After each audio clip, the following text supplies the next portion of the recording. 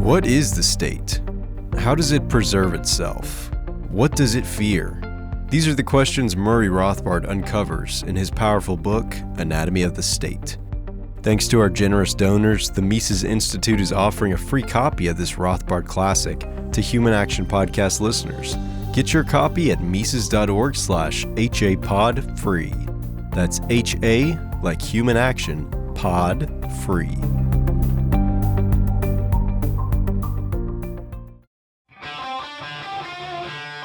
This is the Human Action Podcast, where we debunk the economic, political, and even cultural myths of the days. Here's your host, Dr. Bob Murphy. Murray, welcome to the Human Action Podcast. Well, thanks for inviting me, Bob. It's always a pleasure being with you and discussing whatever you want to discuss. I'm here with you. Yeah, well, the topic today, folks, is going to be Murray's memoir, which has the inviting title, From Immigrant to Public Intellectual, An American Story.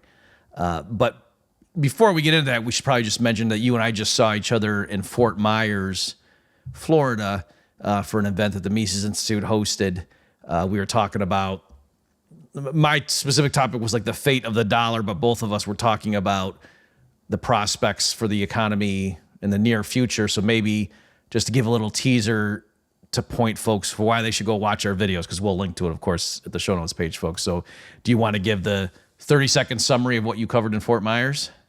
Yeah, I think there's enough evidence out there that we're headed in a recession. How deep it will be is anybody's guess. But the point is the Federal Reserve, as we know, has created so much credit and money over the past several years. The question is how much of that will be unwound that will lead to a downturn in the economy. And we're starting to see companies laying off workers. We're seeing consumers, in some cases, not spending as much as they otherwise would.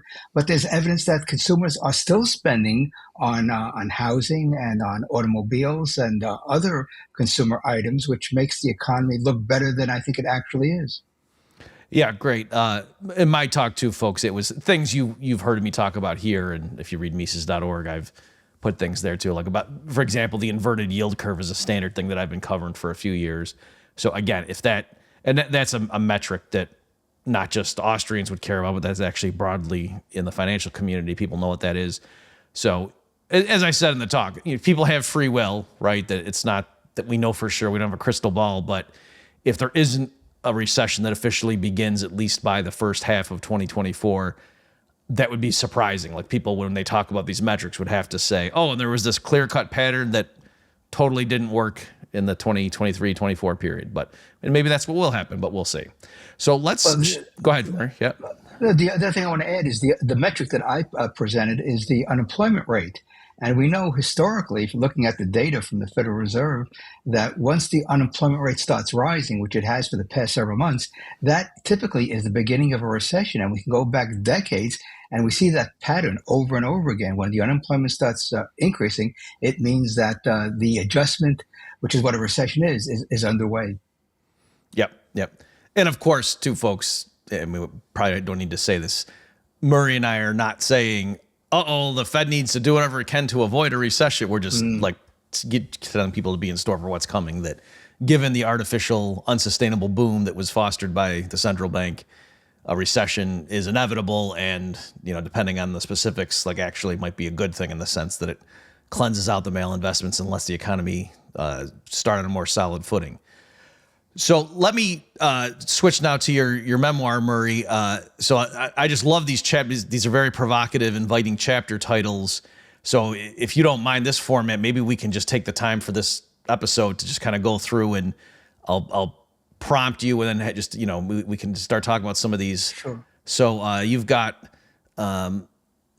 your second chapter is called "The Education of an Immigrant Son of Holocaust Survivors," Part 1, 1953 through 68. So I don't know how you want to distill down, and tell this enough of the story where it's people know where you're coming from, but also with the constraints of time. But can you just speak about like what your early years were like? Sure. I grew up in the Bronx. We moved to the Bronx in 1953 after my younger brother was born in the Lower East Side of Manhattan. And I lived in the Bronx from 53 to 68 with my parents, and then I got married in 68. But I went through the New York City school system like just about everybody did, unless you went to parochial school or yeshiva, which some Jewish students did. But I went through the public schools. I lived in basically a Jewish neighborhood, the west side of the Bronx, which is not far from the old NYU campus of that was there, where the famous Hall of Fame is located. Now it's Bronx Community College, when NYU was in fiscal problems 50 years ago, and they sold it to Bronx Community College. Anyway, I grew up in the New York City school system. One of my early goals was to get admitted to the Bronx High School of Science, which was the premier, I think, public high school in the country, at very high academic standards. And I was only one of two people in my homeroom class that got in, and I was very surprised because there were a lot of smart kids in the ninth grade in that with me, and I thought more would get in. So I went to the Bronx High School of Science, which was almost like a pre-college experience. The teachers were terrific. So I had some young teachers. Yeah, teachers there who I think were teaching at science for, I think, 30, 40 years. So they were in their 50s, 60s. And you just learned a lot. It was just an incredible experience. And then when I thought I was going to be an architect, that was one of my goals, that I thought I would be an architect. But then when I took a mechanical drawing class in my sophomore year at Bronx Science, I wasn't very good at it. And I said, this is probably not what I'm going to pursue. And so I was always interested in history, geography. And one of the greatest gifts I got from my bar mitzvah in 1959 was an atlas of the world. And I just read through that constantly to look at all the countries of the world, the continents. And then I tried to get more information about the economies, the people of those nations. And I decided to become a social studies teacher my junior in high school. And I went to Hunter College in the Bronx and majored in history, minored in geography, and with a concentration in social studies education in order to become a social studies teacher. While most of my classmates were going to Ivy League colleges and other colleges and universities in order to be doctors, engineers, lawyers. And I was very comfortable being wanting to be in the classroom because I thought it was a very noble profession, teaching young kids about history, geography, and social studies. And so it was a great time in college. At the end of my freshman year, I met who was going to be my wife, Florence Schuster, who was living right around the corner. So transportation costs were not involved in dating her. And we just dated for a couple of years and got engaged in 1967. And we got married in that tumultuous year, 1968.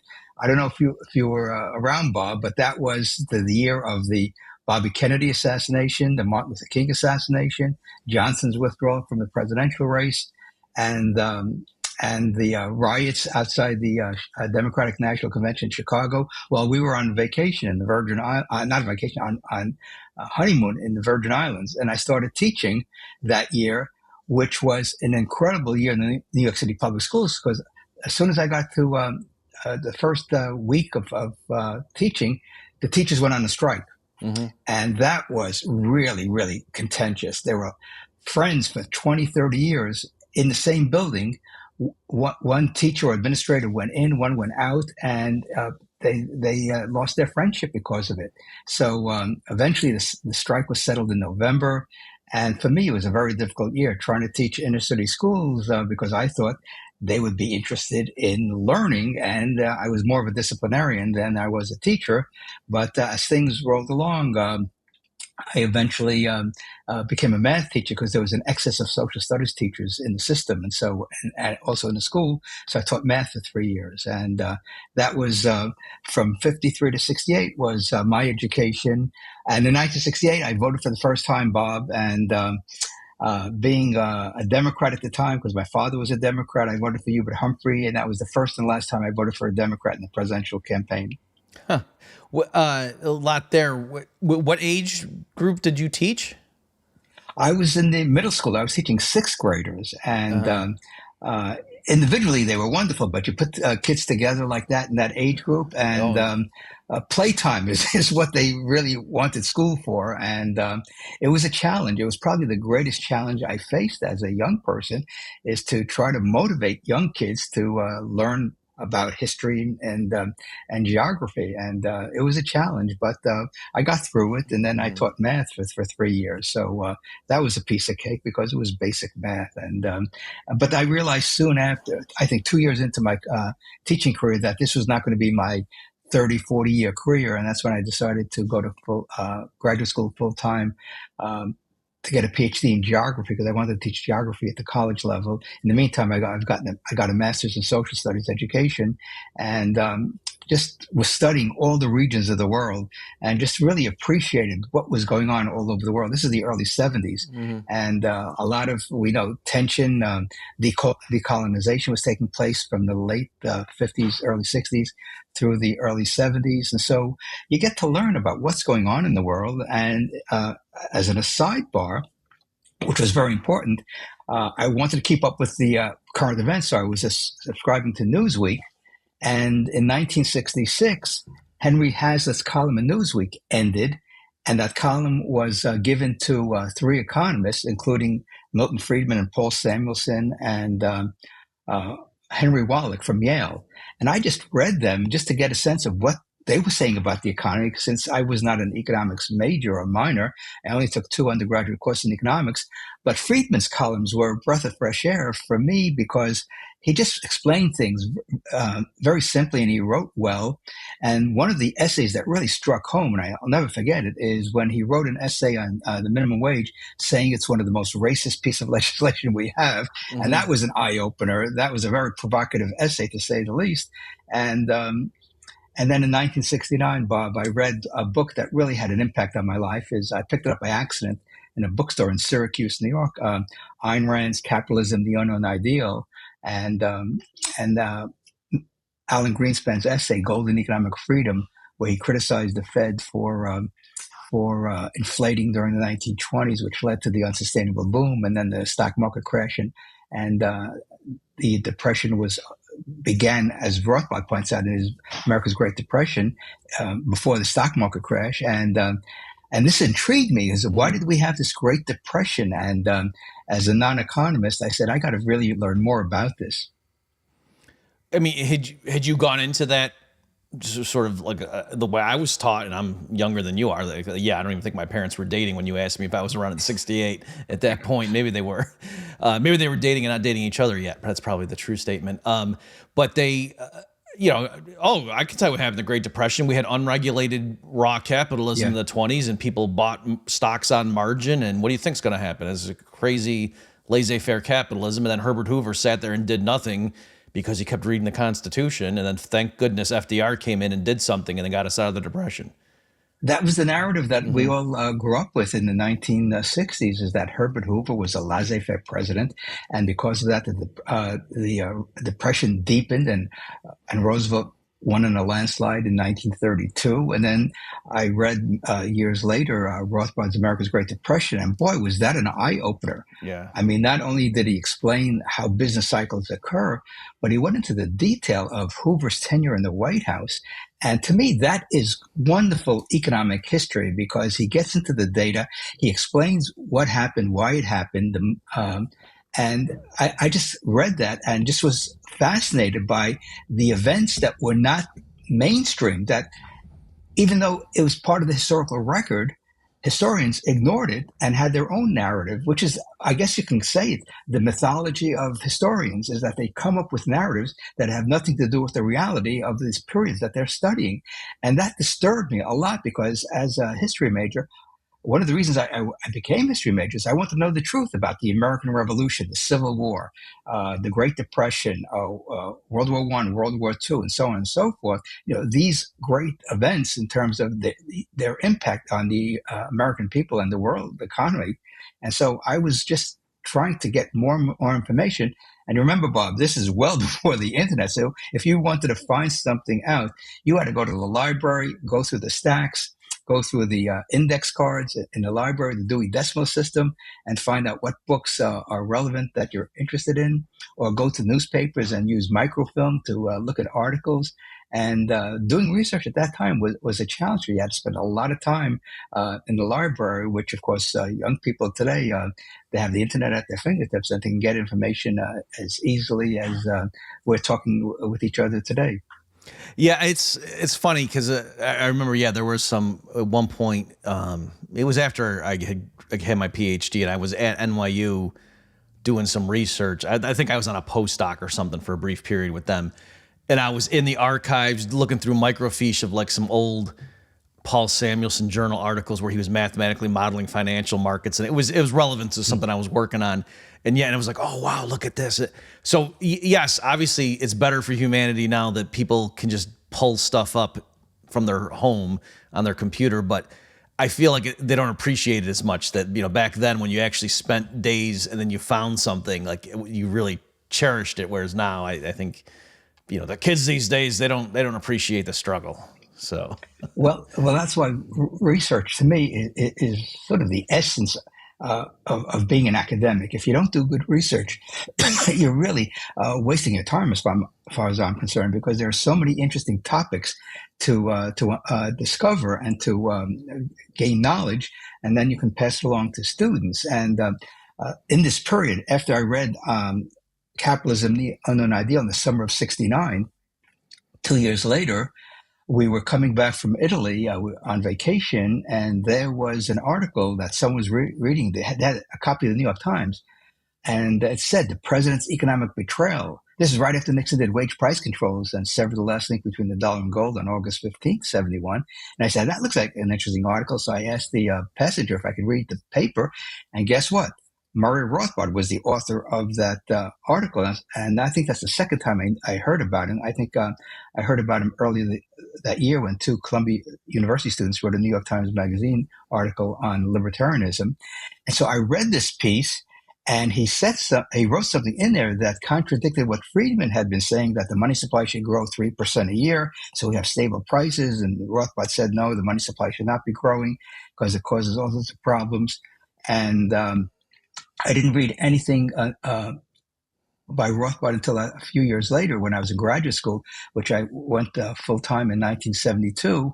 And just as a side note, I almost became the last American to be drafted because Nixon ended the draft in January '73. I went to graduate school in September '72, and I was 25. And in December, I was going to be 26, and that's when you're no longer eligible for the draft.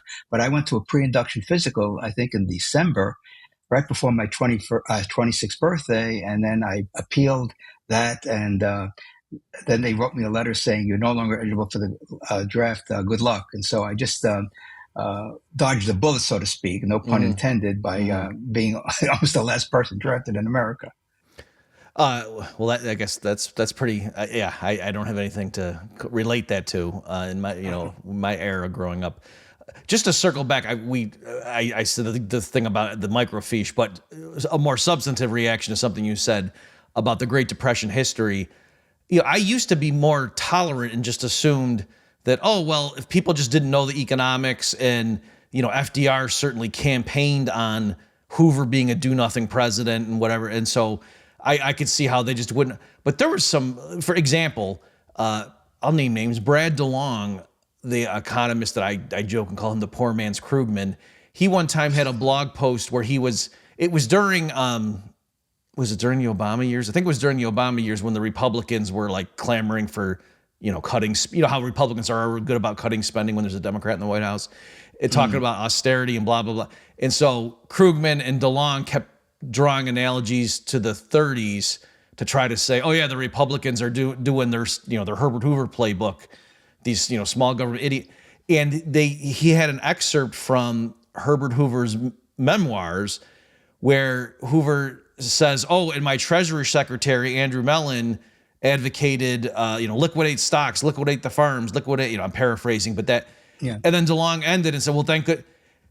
And I was astounded, and maybe you know this, Murray, because in his memoirs, Hoover's point in telling that story is to say, but I didn't listen to him, that crazy nut job.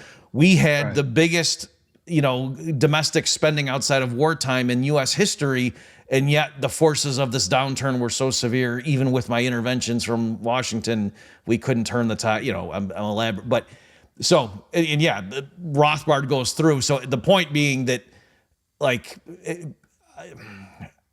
I guess you could say maybe DeLong was just so sure that Hoover was a non-interventionist that he didn't see the full context of that passage. But in any event, it's screaming out there like that, like just looking at the federal budget. It's Herbert Hoover was not a laissez-faire guy. He did proto-Keynesianism in his term, and it didn't work. Well, not only that, in Rothbard's America's Great Depression, toward the end of the book, he quotes Hoover from in his acceptance speech at the Republican convention in 1932, basically proclaiming what a great interventionist he was in terms of spending. And so here you have Hoover on the record saying that, no, I was not a laissez-faire president. I spent because this is what I thought was necessary in order to get the economy out of depression, when in fact his spending did cause the depression to be worse. Plus he raised taxes, the Smoot-Hawley tariff, and you get all the interventions domestically and internationally that really took a recession and turned it into a decade-long depression. And in fact, I don't know if it was Roosevelt himself or just the Democratic platform for that election, but also complained about the big profligate deficits of the Hoover administration. You know what I mean? So again, just it's the twilight zone when you hear modern economists like poo-pooing people advocating for fiscal austerity and saying, "Oh, that's what the Republicans wanted in the early '30s, you idiot." And no, they didn't. Okay, so I guess I did want to ask, because you say here your chapter 4 is titled "From Liberal Democrat to Libertarian, 68 to 85." So I guess you've already told some of that story, but are there more pieces in terms of you going from being the conventional, I guess because you said because your father, knee-jerk liberal Democrat, to someone who's reading Murray Rothbard? Well, here's what happened in the intercession of 1974, January of 74. We lived just south of, about half an hour south of the Foundation for Economic Education, and I heard about it, and so I drove up there with my wife, and we met Bettina Bean Graves at the foundation, and I picked up a whole load of books, Mises books, Rothbard's books, Hazlitt's books, and I started reading them. And then I got pneumonia in the beginning of mid-February of 74. This is during the oil crisis, I remember. So I would have to get up early in the morning because we had this crazy odd even situation with license plates to get gas. And so I came Can you down just with explain pneumonia. that? Just explain that in case there's younger listeners who have no idea what you're talking about. Can you just explain what you mean? Yeah, what happened? Because of the Yom Kippur War, the OPEC nations cut off oil supplies to the United States. And so there was an oil shortage, and price of oil went from $3 a barrel to $12 a barrel. And there was not enough gasoline supply. So Nixon imposed an alternate odd even. So if your license plate ended in an even number, there are certain days you can get gas. An odd number, there are certain days you can get gas. And then, of course, you had to wait online because there was a shortage of gasoline around. So I used to get up early in the morning, wait in the wintertime, in the cold weather, trying to get gas. And eventually, I was commuting from New York City to Rutgers in New Brunswick, which was about a 45-minute hour drive, 3-4 days a week. And so I was really run down. And so I got sick, got pneumonia, and stayed home for, I think, a week or two. And I started reading Man, Economy, and State. And here's the beauty part of reading Man, Economy, and State. My dissertation topic came right out of Man, Economy, and State when Rothbard was talking about money and banking in the later chapters. And he talked about how new money diffuses through the economy. And I said, money diffuses through the economy. We know diffusion theory is in just about every discipline: geography, history, sociology. So I said, if money is diffusing through the economy, then it's going to have different impacts geographically. And that was my dissertation topic, how new money goes through the economy and affects, at that time I was using the CPI to talk about inflation at different cities based upon their size. And we know that the money goes into the banking system in the large money center banks. And at that time, what the dissertation showed is that inflation from 1967 to 71 was increasing fastest in the larger cities, the New York, the Bostons, the Chicago, where the new money initially comes in through the through the financial system. And that's what the data showed at that time. Now, what the CPI shows is because housing is such a large component of the CPI, the southern cities are having high inflation because people are moving to the south, and Tampa and Miami area have much higher inflation rates than the rest of the country, which is kind of fascinating. Okay, so yeah, because I was going to ask you about that. I think people would have assumed that you had your PhD in economics, just if they hear what you talk about and write about. But it was technically in geography, but yet with an economic application or topic, I guess. Absolutely, it was economic geography, and I met Rothbard at Brooklyn Polytech, where he was teaching in April of '74. After I wrote him a letter, and he didn't respond, I figured the guy's very busy. I mean, after all, he's a professor of economics. So I went from New Brunswick to Brooklyn, and I met him in his office, sat in on his class, and I told him I was doing this topic, and he just was incredibly happy, as joyful as you could be for someone who I just met. And plus, we had the same first name, so we had a kinship there. And I invited him to be a member of my dissertation committee, because I was allowed to have one outside member from Rutgers to be on my dissertation committee. And then a few weeks later, I get an invitation to attend the South Royalton Austrian Economics Conference in South Royalton, Vermont, where I roomed with Joe Salerno from Rutgers, who I didn't know at the time. And so we struck up a friendship there, and I got to meet Hazlitt and Dom Amartano was there, Richard Ebeling was there, Gary North was there. I'm trying to think some of the other young economists that were there, and plus all the other. Walter Block was there, I think, too, right? No, he was still working at Business Week. He couldn't make it that. Oh, he couldn't? Okay. No, he couldn't make it. I think Walter Grinder was there, if I'm not mistaken. And so it was just an incredible experience to be there for a week, to hear all these great lectures, which were then turned into a book that Ed Dolan, the organizer of the conference, put together a year and a half later. And I was just making these great connections at South Royalton. And next year is the 50th anniversary, and the Mises Institute invited me to attend their Austrian research conference to talk about how that impacted my life. And I can say without a doubt, it was probably, if not the greatest impact academically, certainly ranks up there. But I think meeting all these great young economists and the older economists was terrific. And I have an anecdote that I will share at that conference, which is kind of interesting.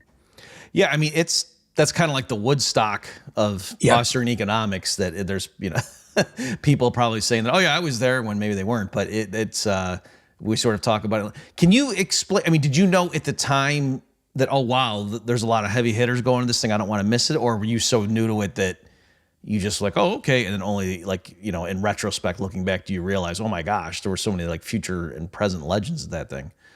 Well, when I got the invitation, I said, I really should attend this, because my topic was going to apply basically the Austrian insight about the business cycle to the inflation cycle, and the idea of how central banks create money and how it diffuses through the economy. I said, I better go and get a week-long basically tutorial on Austrian economics, since I had just been reading The Theory of Money and Credit by Mises, Rothbard's Man, Economy, State, Hazlitt's Economics in One Lesson, and probably several other books that I picked up at the Foundation for Economic Education. And so I said, I can't miss this. And so I went, and it was probably one of the most important events in my young academic career as a graduate student at Rutgers.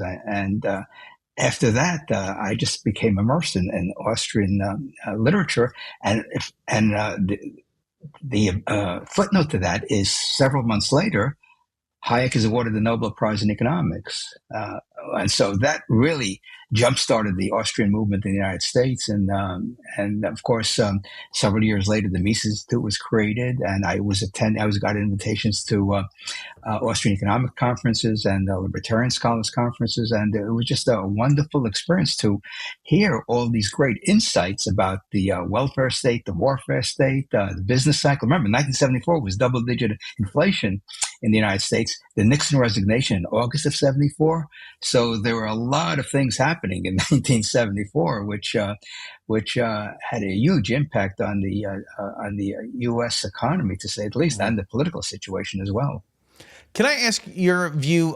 Because especially since Trump had been elected, and the divisiveness, let's use that term, in U.S. politics, and so people like my age and younger sort of like, wow, this is like, I've never seen the country so divided. Maybe there's going to be a civil war or a secession, and then you'll get older people saying, oh no, it was really bad, like Kent State and blah blah blah, and you should have seen how bad it was, in the 60s and early 70s in the U.S.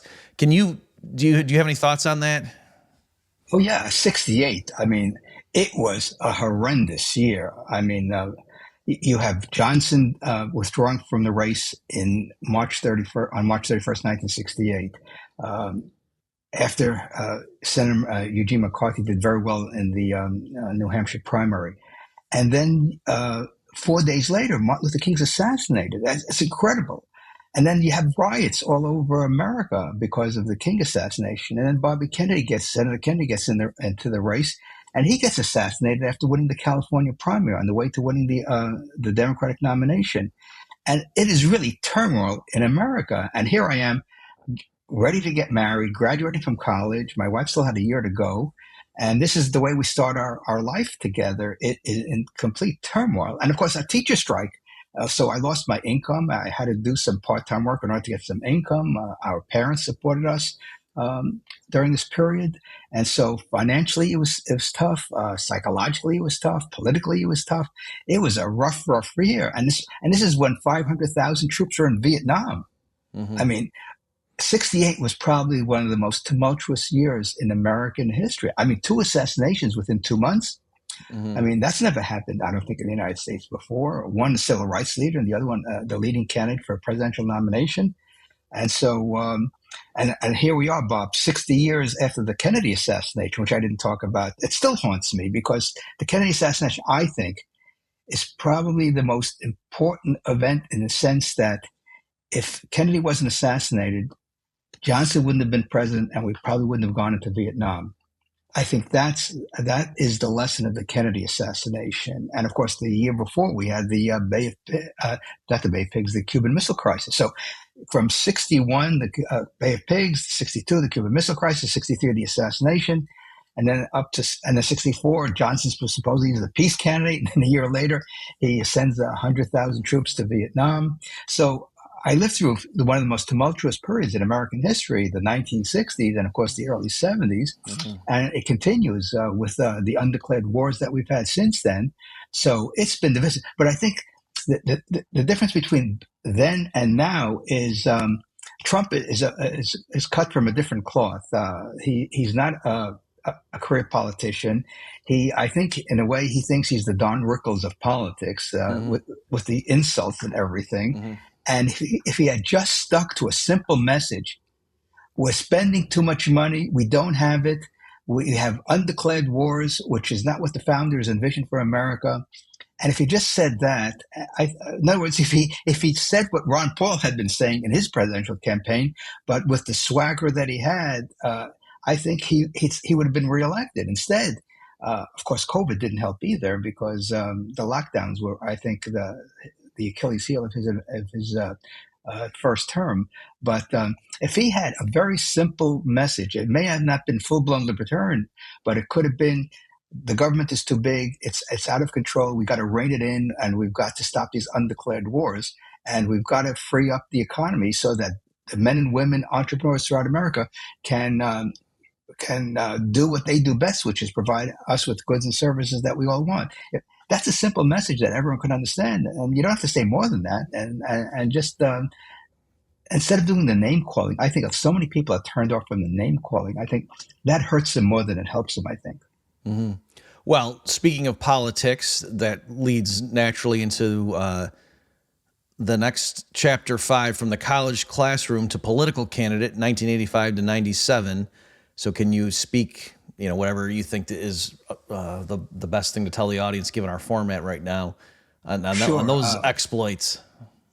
Well, what happened is the recession of 1981-82 really had a huge impact on us because I got laid off from my job in Massachusetts. I worked for the investment advisory arm of the American Institute for Economic Research. I had been a staff economist and worked for their investment services and got laid off in January of 82. And we came back to New Jersey. My wife went back to her teaching job, and I got into commercial real estate, learned a lot, didn't make much money.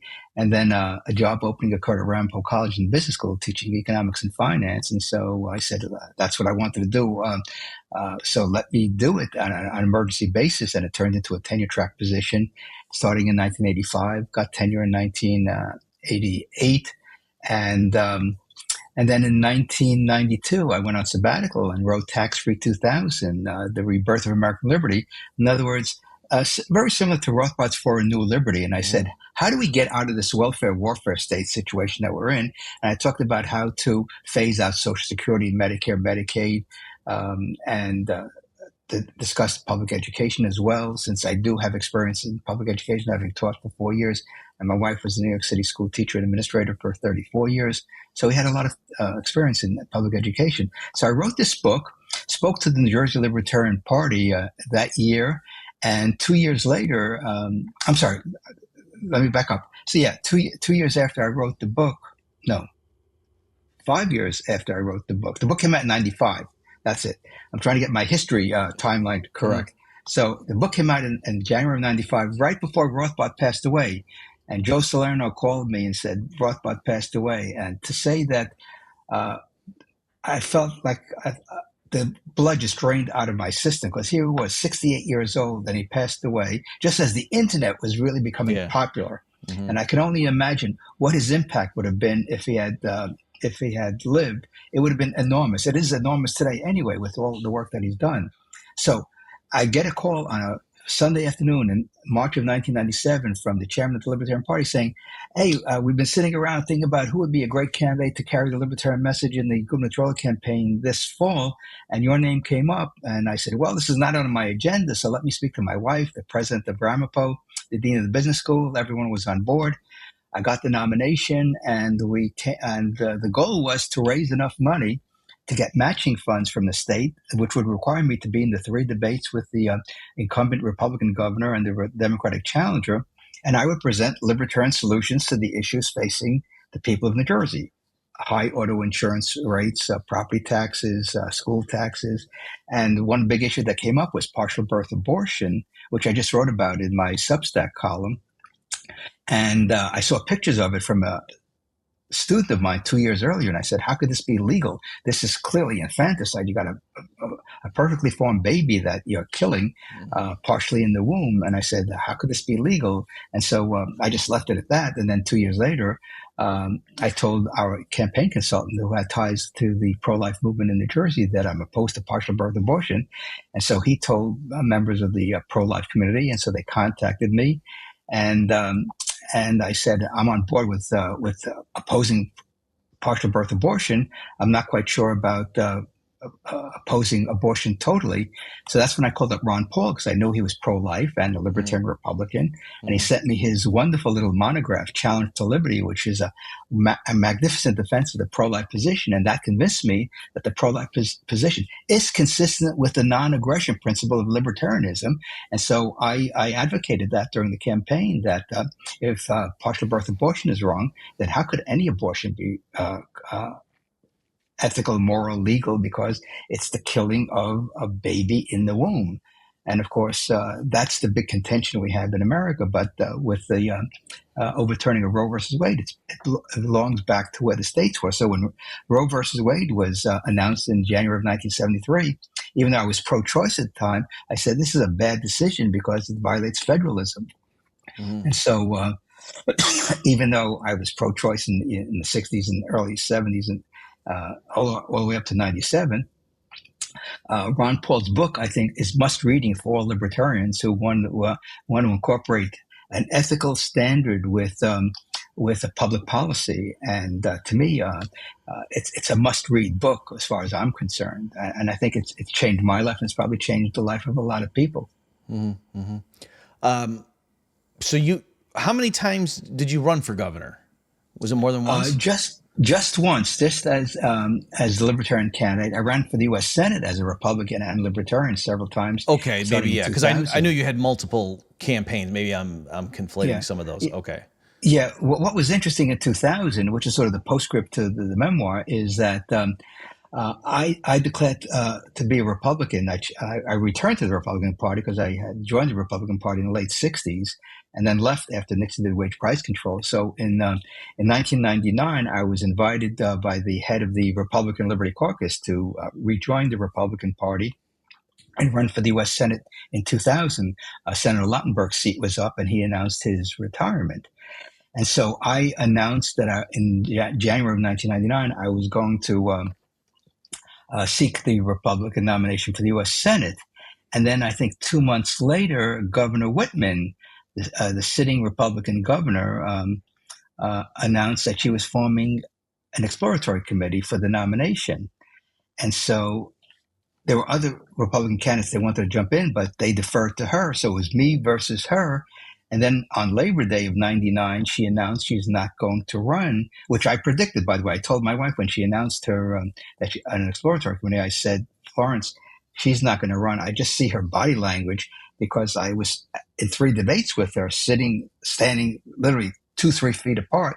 And I saw how her body language and her rhetoric came together. And I said, she's not going to run. And of course, she didn't run. And then the other 3 candidates jumped in. But I was told several months later by her campaign manager that they did a poll. And even before the campaign was underway, I was polling at 35% against the sitting governor in the Republican primary. I think I could have won that primary one-on-one against her. And could you imagine if I had defeated a sitting governor for the Republican nomination for the United States Senate in 2000? My political stock would have gone pretty high. Mm-hmm. And even though so that was a missed opportunity to say the least. So I'm really disappointed that she didn't stay into the race because I think it would have been great one-on-one to discuss her policies as governor and what she would think she would do as a U.S. senator. Mm-hmm. And I would talk about a Republican libertarian vision, which is basically libertarian of smaller government, limited government, non-intervention foreign policy, reining in the Fed, and so on and so forth. And this is what fate sometimes deals you, Bob, that sometimes you don't get what you want in politics, but that's okay. I had a 35-year career at the college, and it worked out well. Since I retired, I've written 4 books, the last one being the Memoir, and now I'm involved in the healthcare issue. I'm going to do a podcast soon on healthcare and teach a course online starting in January, a team teacher course on wellness and healthcare. So these are the things that drive me, the business cycle, inflation, and healthcare, because these are, and of course, non-interventionist foreign policy. Okay, great. Yeah, I jotted a note. We'll come back to the healthcare thing, but I just want to get you to speak more. Because it's, what am I trying to say? You have a way that you're obviously very knowledgeable about, like how the economy works, financial markets, things like that. But you have your style is very down to earth, and you like you're trustworthy. Do you know what I'm saying? Because I've seen you talk to students, and I've seen you like at the recent Fort Myers. So I'm just saying, like you getting. I would think the establishment would have been very worried about you, that you could gain traction if like enough normal people just saw you talking to them or, heard your message, because like I said, you sound like you know what you're talking about, but you're not like slick, but you're also not real stuffy like an academic, might be. And so I'm just wondering, did you perceive procedural things that were done to kind of like it wasn't a fair fight in those contests, or was it just not, the public really wasn't on board for laissez-faire? A combination of the two, Bob. Again, when I ran for the U.S. Senate in 2000, Labor Day, when Whitman announced he's not running, this is Labor Day 1999, I met John Corzine from Goldman Sachs, who was seeking the Democratic nomination. Mm-hmm. And I went over, shook his hand, and he said he's heard a lot of nice things about me. So that was good that a Democrat would say nice things about me. And then we were in forums together during the primary season in 2000. And then fast forward to 2014, I sought the Republican nomination for the U.S. Senate in 2014. And it looked like I was going to get the nomination because there was no, quote, top tier candidate from the state legislature or the congressional delegation running for the nomination. So I thought I had a good chance of getting the nomination. And Chris Christie, who was the governor at the time, really sabotaged my campaign because he was concerned because he wanted to run for president in 2016 for the Republican nomination. And he thought Rand Paul would jump in, which he did. And he thought I would be with Rand Paul. So he wanted to make sure that I wasn't a top figure in the Republican Party in New Jersey if I was going to support Rand Paul in 2016, because he knew I supported Ron Paul in the previous election. Okay. So he sandbagged me throughout the state because there were people in the Republican Party in the state legislature that really wanted to see me get the nomination. And they said nice things to me. I attended all these events. But the Republican establishment in New Jersey are basically rhinos, to use that term. Republicans in name only. They're not that far from the Democrats on public policy when it comes to spending and taxes and what have you. And so it's a tough, it's an uphill climb for, quote, a libertarian Republican in the state of New Jersey to get the nomination. But listen, I made my mark in New Jersey politics. I was the first third-party candidate to get matching funds in '97. So I'll be in the history books for that. Not that I care about that, but I explained how New Jersey could be run better if we had a limited government with more school choice, which of course is not the voucher system that I advocated, but tax credits for parents who send their kids to independent schools or homeschool or whatever. And that's I think a winning message, since more and more parents are sending their kids to non-governmental schools and religious schools and homeschool. So that to me is a huge issue at the state and local level, that you can do that. And just talk about, if choice is supposed to be the essence of human existence, in other words, human action and choice, then let's have choice in education. So you just connect a simple concept that most people believe in and say, let's apply it to every aspect of life. And it's just a common sense approach to I think the wonderful title of Mises' book, Human Action. And freedom, liberty, independence, responsibility. Keep your hands to yourself and keep our armies out of other countries. And that to me is a winning message. Yeah. Did you, so in '97 in that race, you were on the debate stage with the other candidates? Yeah. I mean, in the book, if you recall, Bob, I have quotes of people who wrote letters to the Star Ledger, the state's largest newspaper, about who won the debates.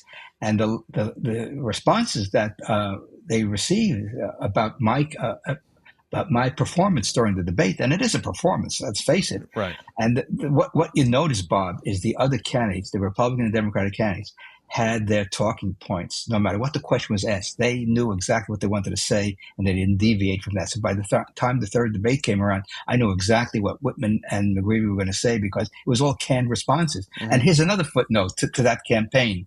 Jim McGreevey, who became governor in 2001, he had mock debates. And so they had somebody playing Whitman, and they had somebody playing me in the mock debates that McGreevey had with his campaign staff. And guess who played Murray, Sabrin, Libertarian candidate? Barry Albin, who then was appointed to the state Supreme Court. No. That's how much they thought about my ability to articulate the issue. So that's another footnote of political history in the state of New Jersey, that a future Supreme Court justice played me in the mock debates that McGreevey had to practice for the debates. Okay, well, yeah, I mean, this is interesting, and it's kind of underscoring what I'm saying, that if I were them, like, if it's a standard candidate, you know how the game's going to play. You know, he's going to have his talking points. We're going to have our talking points. It's going to go like this. It's mostly demographics and who can get the vote out and blah, blah, blah.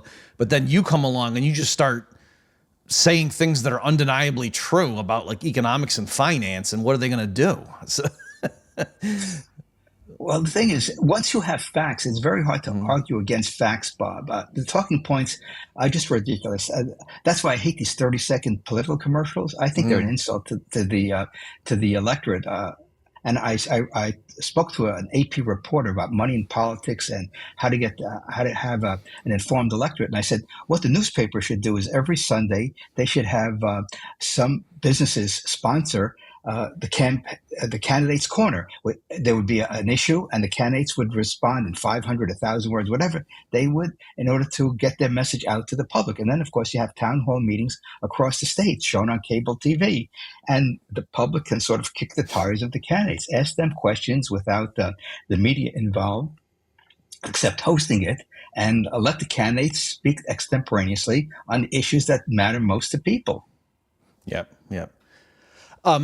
Just to touch on something you said a minute ago, I had asked you, was it a, the fact that you didn't become the governor of New Jersey, was that because the system was rigged, or because, in the final analysis, the people in New Jersey really didn't want laissez-faire? And you said a little bit of both. And you talked about Chris Christie sandbagging. I know it's for a different campaign, but yeah. In the final analysis, I mean, suppose it really were a free and open process, and everyone really, wasn't just sound bites. They really knew, if we elect this person, this is what we're getting. And do you think, like, the reason New Jersey has a big government is because people in New Jersey basically don't believe in liberty, the way you and I think of it? I think there's some truth to that. I think the status quo is so entrenched in people's minds, Bob. It's really hard to change that. And let me just add another point about the 97 campaign. You don't have to win elections to affect change, as the Socialist Party candidate in the United States has shown. The 1912 platform has basically been enacted by the Democrats and Republicans. So in 97, I campaigned to increase the 55 speed limit to 65. And Whitman and McGreevey were against it because seniors, according to, I guess, polling data, were in favor of the 55 speed limit. So I campaigned for the 65 speed limit. After the election, I think several months later, Whitman raised the speed limit to 65.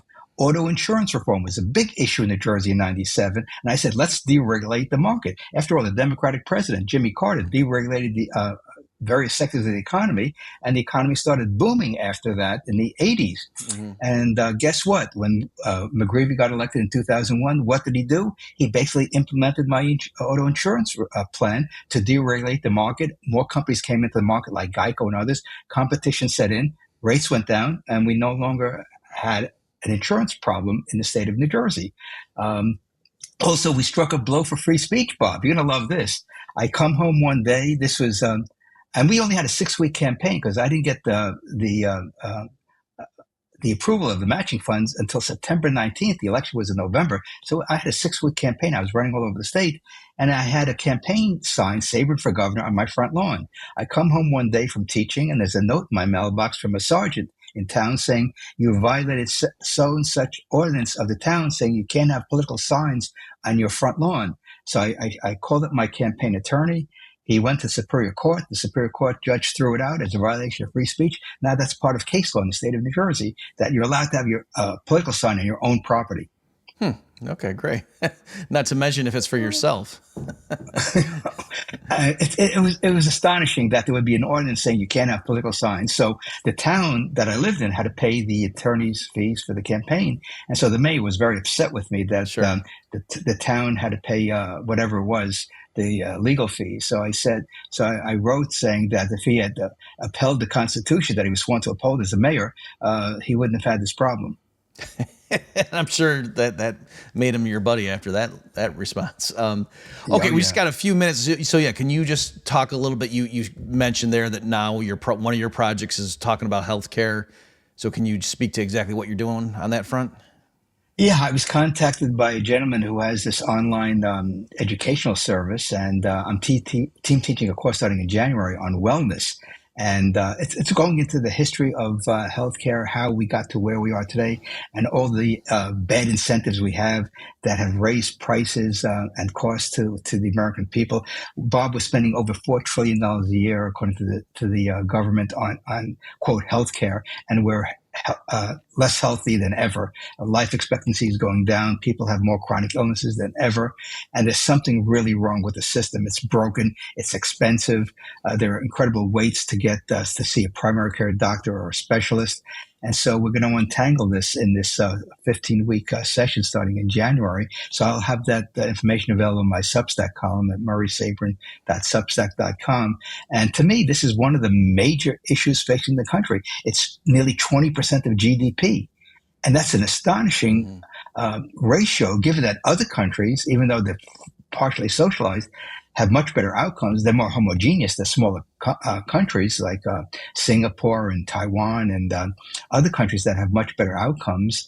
But we have this huge country of 340 million people. To have a one-size-fits-all healthcare system is not going to work. And so we need to decentralize it, which is, I think, a theme of Austrian economics and libertarian philosophy. If we decentralize, especially healthcare, we'll have much better outcomes at lower prices.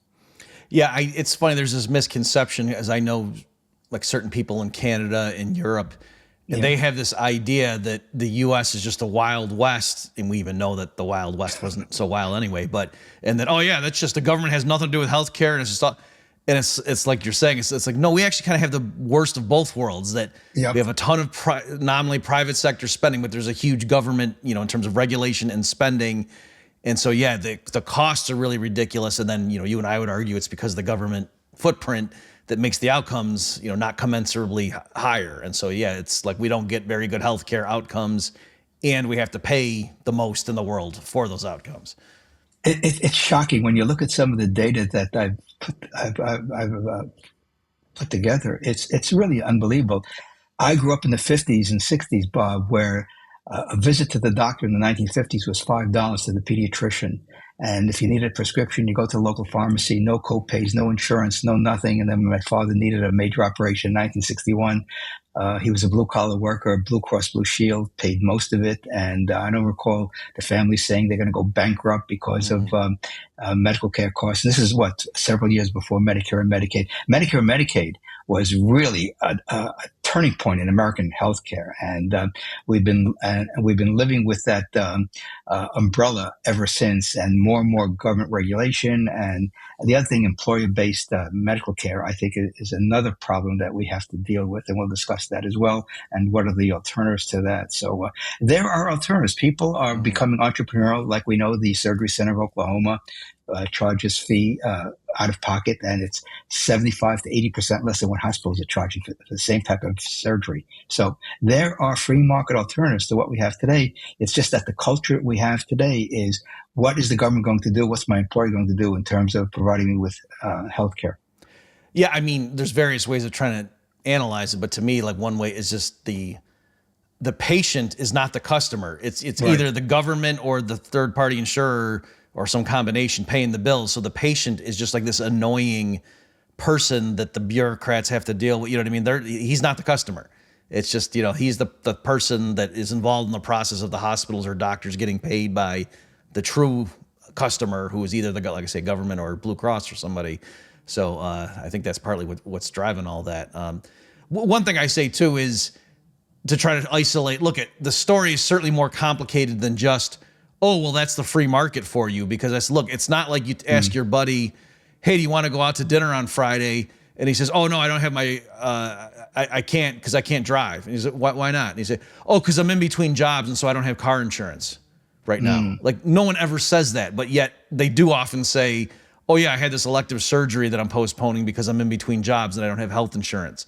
So like you're saying, like there's something going on, like why, and yeah, it goes back to the wage and price controls during World War II. Is partly employers started offering health insurance as one of the perks to try to attract employees and so forth. But anyway, whatever the explanation is, it's certainly not that we have laissez-faire in healthcare and health insurance right now. That's certainly not what's going on.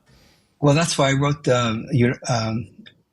my universal medical care book. Is we could have universal medical care in a free market, and I explained that in the first book I wrote on medical care. It's from conception to end of life, the case for universal medical care, and it's the individual medical care. It's the opposite of Bernie Sanders' universal medical care. And I explained how we could do this using the free market. And one of the components would be something I helped create in Bergen County, New Jersey, is a nonprofit health center to deal with people who are on Medicaid. And if we could duplicate that all over the country, and it's happening to a certain degree. You have these